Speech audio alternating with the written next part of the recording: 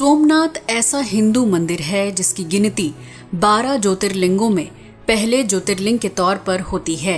ये मंदिर इतना भव्य और समृद्ध है कि बाहर से जो कोई भी आता है उसकी पहली नजर सोमनाथ मंदिर पर ही पड़ती है। इसी वजह से सोमनाथ मंदिर पर करीब 17 बार आक्रमण भी हुआ, लेकिन हर बार इसका पुनर्निर्माण किया गया। तो चलिए जानते हैं सोमनाथ मंदिर का इतिहास। हेलो फ्रेंड्स, मैं हूं श्वेता सिंह। यूनिवर्सल फैक्ट्स की दुनिया में आपका स्वागत है। सोमनाथ मंदिर का पूरा नाम सोमनाथ ज्योतिर्लिंग है। ये गुजरात के सौराष्ट्र क्षेत्र के वेरावल के नजदीक स्थित है। सोमनाथ मंदिर एक पवित्र तीर्थस्थल है। कहते हैं कि यहाँ भगवान कृष्ण ने यदु वंश का संहार करने के बाद देह त्याग कर लिया। कहा जाता है कि इसे सबसे पहले सोमदेव ने बनवाया। उस समय ये सोने का था। इसके बाद द्वापर युग में जब श्री कृष्ण गुजरात जाकर बसे तब उन्होंने लकड़ी से इसका निर्माण कराया। आखिर में महाराजा भीमदेव ने इस मंदिर का पत्थरों से निर्माण करवाया। ज्योतिर्लिंग। सोमनाथ का ज्योतिर्लिंग 12 ज्योतिर्लिंग में से एक माना जाता है। इसकी स्थापना के पीछे कई पौराणिक कथाएं हैं। इस पवित्र ज्योतिर्लिंग की स्थापना वहीं की गई थी जहां भगवान शिव ने दर्शन दिए थे। असल में ज्योतिर्लिंग 2 शब्दों से मिलकर बना है। ज्योति का अर्थ है प्रकाश और लिंग का अर्थ है चिन्ह या छवि। ज्योतिर्लिंग को भगवान शिव के रूप में पूजा जाता है। कहते हैं कि इन 12 जगहों पर साक्षात भगवान शिव प्रकट हुए थे। एक कथा के अनुसार सोम यानी चंद्र ने दक्ष प्रजापति राजा की 27 कन्याओं से विवाह किया था, लेकिन वो सभी पत्नियों में से रोहिणी को ज्यादा प्यार और सम्मान दिया करते थे। इसलिए बाकी पत्नियों ने इसकी शिकायत अपने पिता दक्ष प्रजापति से की।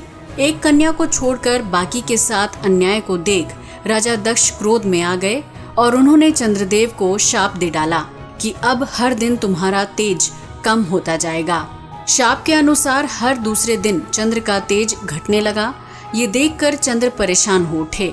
फिर उन्होंने भगवान शिव की आराधना शुरू कर दी। आखिर में भगवान शिव ने प्रसन्न होकर चंद्र के शाप का निवारण किया। इस तरह सोम के कष्ट को दूर करने वाले भगवान शिव की स्थापना करवाई गई, जिसका नामकरण सोमनाथ हुआ। चंद्रमा के नाम पर सोमनाथ बने भगवान शिव संसार में सोमनाथ के नाम से प्रसिद्ध हुए। इस मंदिर में शिव साकार लिंग रूप में प्रकट हुए थे। दूसरी कथा। कहा जाता है कि श्री कृष्ण जी भालुका तीर्थ पर विश्राम कर रहे थे। तभी एक शिकारी ने उनके तलवे में बने पदचिन्ह को हिरण की आंख समझकर तीर मार दिया, जिसके बाद कृष्ण ने यहीं पर अपना देह त्याग दिया। इतिहास। कहते हैं कि यहाँ एक मंदिर ईसा पूर्व से ही अस्तित्व में था, जबकि जिस जगह पर दूसरी बार मंदिर का पुनर्निर्माण हुआ वो 7वीं सदी में वल्लभी के मैत्रक राजाओं ने किया। इसके बाद सिंध के अरब गवर्नर अल जुनैद ने इसका विनाश किया। 1815 ईस्वी में इसका गुर्जर प्रतिहार राजा नागभट्ट द्वितीय ने तीसरी बार इसका निर्माण करवाया। बाद में इसे लाल पत्थरों से बनवाया गया, लेकिन सोमनाथ पर अल जुनैद द्वारा किए आक्रमण का कोई ऐतिहासिक सबूत नहीं मिलता। जबकि नागभट्ट द्वितीय इस तीर्थ स्थान के दर्शन करने सौराष्ट्र आए थे। कहा जाता है कि सोलंकी राजा मूलराज ने 997 ईस्वी में पहले मंदिर का निर्माण करवाया होगा, जबकि कुछ इतिहासकारों का कहना है कि सोलंकी राजा मूलराज ने कुछ पुराने मंदिरों का पुनर्निर्माण करवाया था। कहा जाता है कि कई बार यहाँ राज करने वाले बाहरी शासकों ने इस मंदिर को काफी क्षति पहुंचाई, लेकिन कुछ राजाओं ने मिलकर इस धार्मिक स्थल की मरम्मत करवाई। सोमनाथ मंदिर को 1024 में महमूद गजनवी ने बुरी तरह तहस नहस कर दिया। वो मंदिर से सोना, चांदी, हीरे जवाहरात लूटकर अपने देश वापस चला गया। बताया जाता है कि जब महमूद गजनवी उस शिवलिंग को नहीं तोड़ पाया तब उसने मंदिर के आसपास आग लगवा दी। उस वक्त सोमनाथ मंदिर में नीलमणि के 56 खंबे लगे थे, जिसमें हीरे मोती के अलावा अलग अलग तरह के रत्न जड़े थे, लेकिन बहुमूल्य रत्नों को लुटेरों ने लूट लिया और मंदिर को भी तहस नहस कर दिया।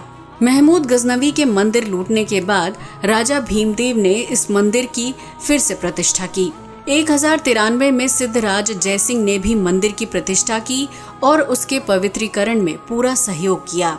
1168 में विजेश्वर कुमार पाल ने जब जैनाचार्य हेमचंद्र सरी के साथ सोमनाथ की यात्रा की तो उन्होंने भी मंदिर में काफी कुछ सुधार करवाए। सौराष्ट्र के राजा खंगार ने भी सोमनाथ मंदिर का सौंदर्यीकरण करवाया। इस तरह जहां भारतीय राजा बार बार मंदिर का पुनर्निर्माण कराने में जुटे थे, वहीं मुसलमान शासक बार बार इसे नष्ट करने पर अड़े थे। अलाउद्दीन खिलजी ने 1297 ईस्वी में सोमनाथ मंदिर को ध्वस्त किया। उसके सेनापति नुसरत खां ने मंदिर को खूब लूटा। 1395 ईस्वी में गुजरात का सुल्तान मुजफ्फर शाह भी मंदिर का विध्वंस करने में जुट गया। अपने पिता की राह पर चलते हुए अहमद शाह ने फिर से 1413 ईस्वी में सोमनाथ मंदिर को तोड़ डाला। इस तरह मुस्लिम शासकों ने इस मंदिर पर लगातार हमले किए। महमूद गजनवी का हमला सबसे ज्यादा चर्चित रहा, क्योंकि उसने हमले के दौरान ना जाने कितने लोगों का कत्लेआम किया। धन की चाह में उसने भारत पर 17 बार हमला किया। उसने लगभग 5000 सैनिकों के साथ सोमनाथ मंदिर पर हमला किया। कहते हैं कि उस वक्त लगभग 25,000 लोग मंदिर में पूजा करने आए हुए थे।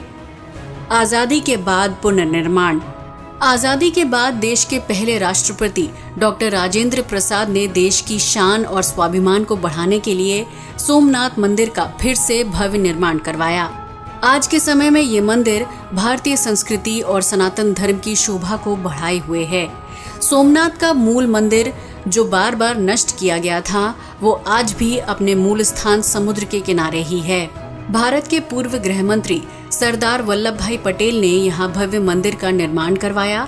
सोमनाथ के मूल मंदिर से कुछ ही दूरी पर अहिल्याबाई द्वारा बनवाया गया सोमनाथ का मंदिर है। मंदिर की खासियत।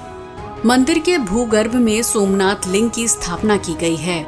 इसके अलावा यहाँ पार्वती, सरस्वती, लक्ष्मी, गंगा और नंदी की भी मूर्तियां स्थापित हैं। भूमि के ऊपरी हिस्से में शिवलिंग से ऊपर अहिलेश्वर मूर्ति है।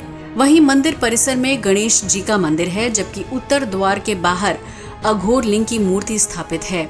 नगर के द्वार के पास गौरी कुंड नामक सरोवर है, जिसके नजदीक एक प्राचीन शिवलिंग है। तो दोस्तों, ये था सोमनाथ मंदिर का लंबा इतिहास, जिस पर मुस्लिम शासकों ने बार बार हमला कर सब कुछ तहस नहस कर दिया, लेकिन हिंदू शासकों ने मिलकर हर बार उसका पुनर्निर्माण करवाया। आज के लिए बस इतना ही।